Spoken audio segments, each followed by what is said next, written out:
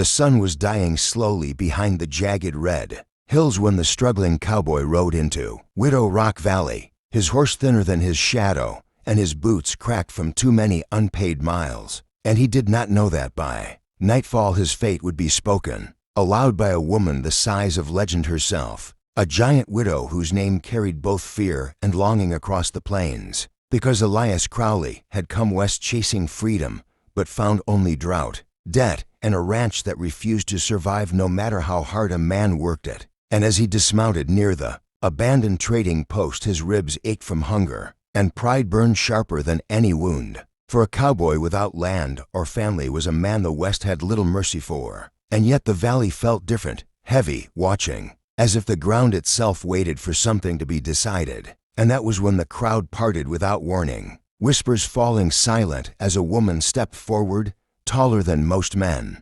broad-shouldered, iron-backed, her black hair braided thick down her spine, like a rope meant to hold the world together, her hands scarred not from softness, but from years of work and war against the land. And Elias felt his breath catch, because this was no saloon beauty or fragile frontier bride. This was Mara Blackthorn, the giant widow of Widow Rock, the woman whose husband had died under a falling timber and whose ranch had survived not because of men but because of her will. And she stood there with eyes sharp as cut glass, measuring the cowboy in a way no one ever had, not looking at his gun or his horse, but at his spine, his resolve, the way he carried loss without folding. And the valley seemed to lean in as she spoke, her voice deep and steady, carrying over the wind like a law written into the earth itself. I need a husband, she declared, not as a plea but as a fact, and you need a strong daughter. And the words struck Elias harder than any fist because he had no daughter, no wife, no future worth speaking of.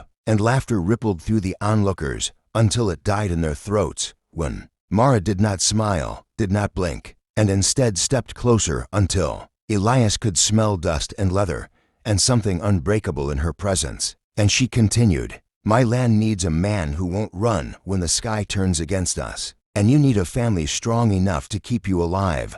And Elias swallowed, his pride screaming retreat while his bones recognized truth, because the West did not reward lonely men. It consumed them, and he remembered the graves he had passed, marked only by hats and silence. And though he wanted to refuse, wanted to laugh it off, he found himself meeting her gaze and seeing something unexpected there. Not dominance alone, but loss layered beneath strength, a woman who had buried love and chosen survival instead. And as night fell and torches were lit, the valley became a courtroom of dust and fire, with Mara Blackthorn standing as judge and fate as witness. And Elias realized this was not a proposal born of romance, but of necessity, a marriage meant to forge something stronger than either of them alone. And when he finally spoke, his voice sounded foreign even to himself as he said, I don't have a daughter. And Mara's lips curved not into a smile, but into something knowing, something patient, as she replied,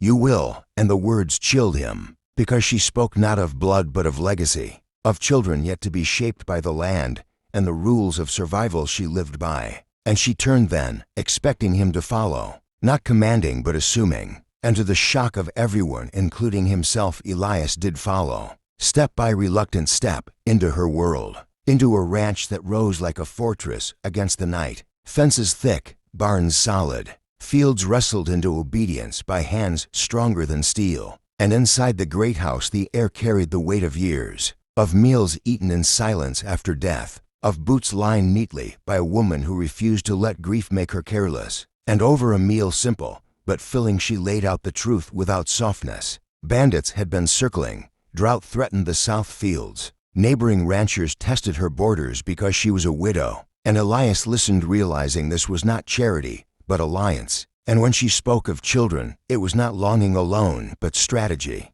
because the West respected lineage, respected blood tied to land. And as the fire crackled, she looked at him and said quietly, I don't need love, cowboy, I need loyalty. And if love comes, it will be earned. And Elias, exhausted from fighting the world alone, felt something inside him loosen. A knot he hadn't known was choking him. And though fear still whispered that this woman could crush him as easily as protect him, another voice, older and wiser, said that strength recognized strength, And when he finally nodded, not in surrender but in acceptance, Mara stood, towering, unyielding, and for the first time that night she placed a hand on his shoulder, heavy, grounding, and said, "Then welcome, home," and outside the wind howled across Widow Rock Valley as if the land itself had approved the bargain, and far beyond the fence shadows moved, unaware that a struggling cowboy had just become part of something that would shake the plains. And if you want to know how a marriage forged in survival turns into legend,